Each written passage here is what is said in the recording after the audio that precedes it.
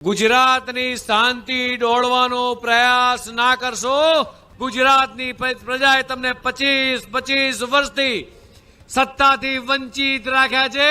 ગુજરાતની પ્રજાએ તમને 25 વર્ષથી સત્તાથી વંચિત રાખ્યા છે।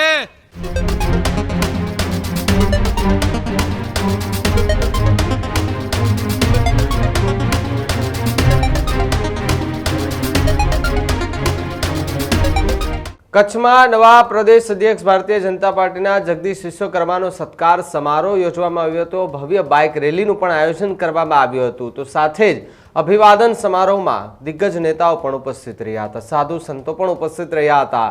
કચ્છની 200 થી વધુ સંસ્થાઓએ જગદીશ વિશ્વકર્માને આવકાર આપ્યો છે।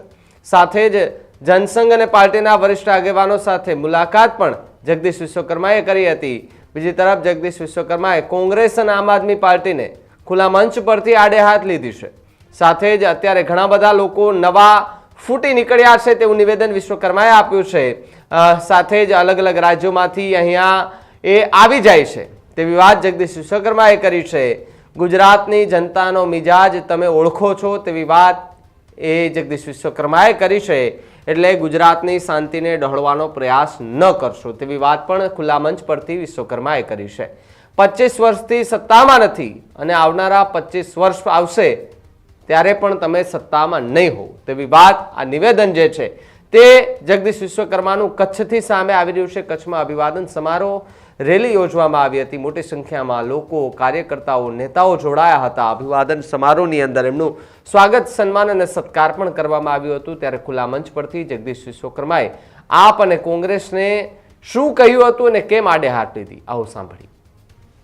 ત્યારે ઘણા બધા લોકો નવા ફૂટી નીકળ્યા છે, અલગ અલગ રાજ્યોમાંથી આવે, ક્યાંક કોંગ્રેસના નેતાઓ આવીને કહી જાય। પણ આજે મારે કચ્છમાં આવ્યું છે કહેવું છે લોકોને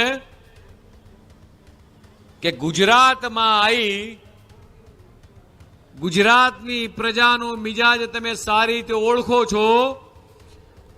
ગુજરાતની શાંતિ ડોળવાનો પ્રયાસ ના કરશો। ગુજરાતની પ્રજા તમને બહુ રૂપિયાઓને એ સારામાં સારી રીતે ઓળખે છે કે કોણ બહુ રૂપિયા છે।